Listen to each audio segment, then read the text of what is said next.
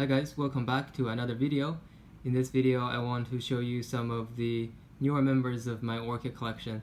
I just got back from a trip to Florida, and every time I go on a trip somewhere, unlike most people who likes to see historical things or museums or good food, well, I also like good food, I always check out their plant places. And being in Florida, they have a lot of orchid nurseries, and this specific one I went to, it was fantastic.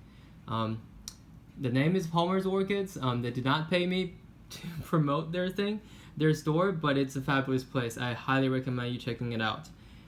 But back to the stuff I got.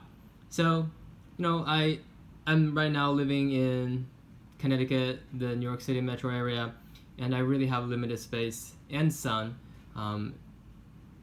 during the winter time especially. But every time I see those plants, I just cannot resist the temptation to get it. Every time I walk into the store, I'm like, don't buy it, and I walk out with like a bunch of them.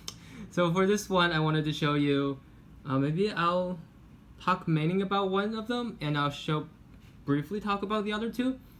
Okay, yeah, let me do that. So first of them is this purple flower you see right in front of you. It was sold to me as, you can also see that in the reflection of the door. It was sold to me as a Cattleya walkeriana, but I don't know how typical walkeriana it is. Just only because the pseudobulbs aren't as fat as I'm usually seeing. But regardless, I'm happy. I loved it.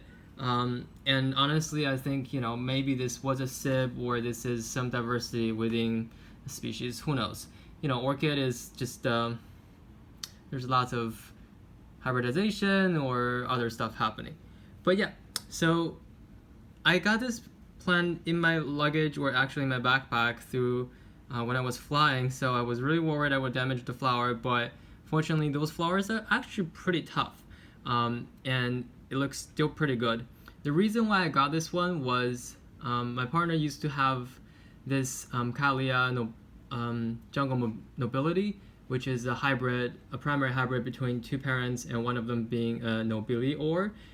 And nobilior is really similar to walkeriana in the sense that it's bigger, but walkeriana is a really cool species that just has this gorgeous flowers, and oh man, I wish I could tell you how great it smells. It's just been, and unlike some plants, the scent of these flowers just travels so well. I only have this one single flower in my apartment, and I can smell it in the other room. Or I'm just sleeping here and I wake up to the smell of it. It's the best. It is the best thing.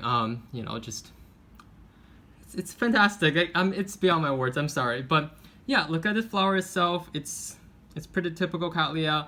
For walkeriana, their face seems to be a little bit flatter than some of the common, Wrinkleya Cattleya hybrids that you see. Or if you compare it to the Brassavola back there, you'll see that this is a little bit flatter.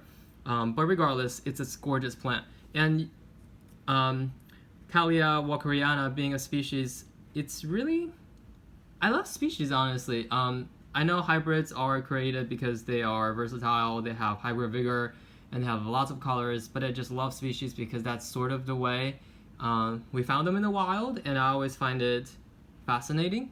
And so walkeriana is this unifoliate Cattleya, so usually Cattleya has either one or two leaves at the top of the pseudobulb, and this one has one. And one interesting thing about Cattleya walkeriana is that the flower forms on a new, let me see if I can get through, on a new shoot instead of at the top of the pseudobulb. Well, this might be actually a spent flower. Well, another reason why I suspect it's not 100% walkeriana, but this one seems to be, where is the focus?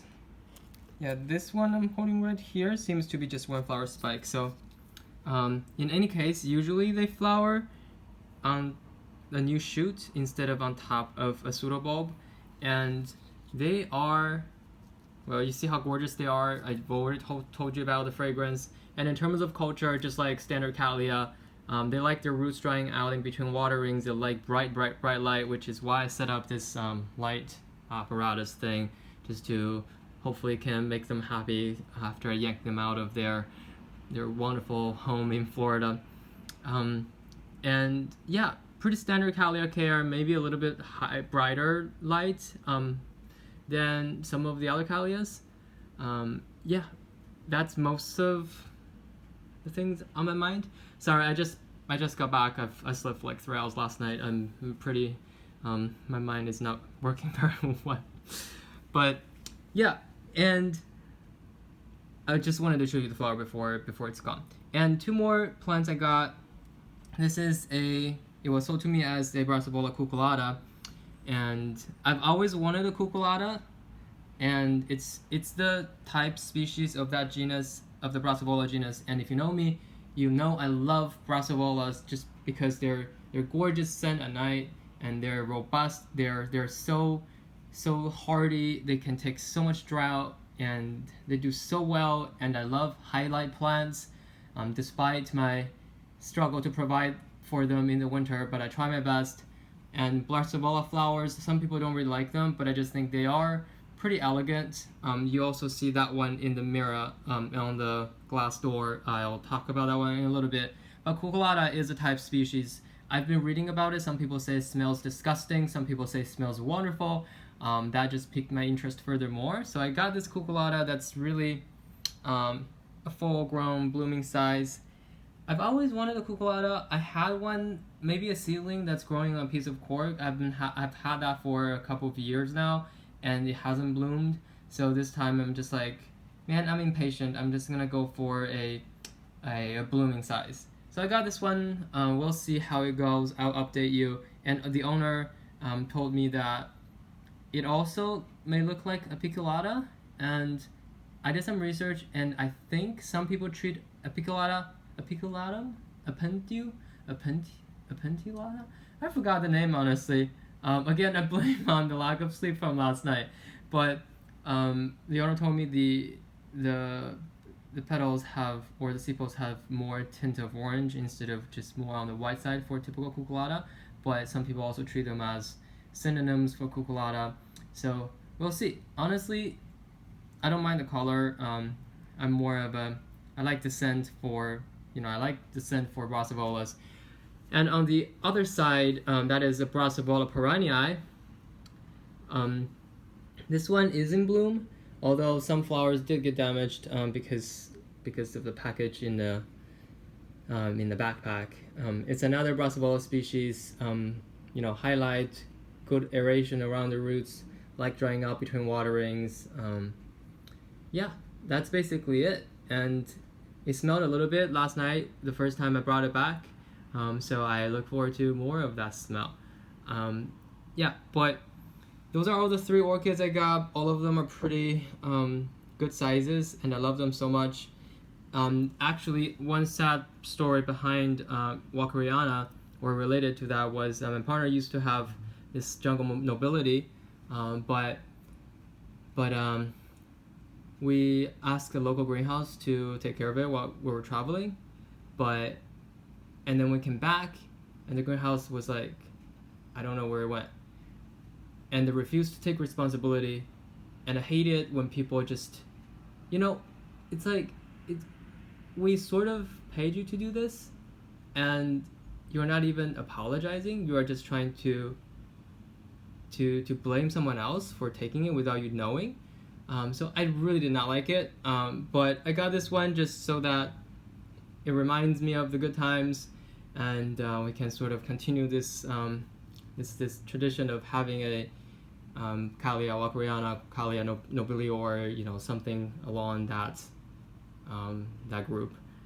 Yeah, so that's all I have on my mind, and thank you guys for watching. And also, I don't think you've seen this corner of my room ever, but as you can see, it's been gradually taken over by plants. Hopefully, well, maybe not hopefully, it will stop one day. I will show you more plants in later videos, but just a teaser. That's a mint bush. The Prostanthera is an Australian native, and there is a finger line back there.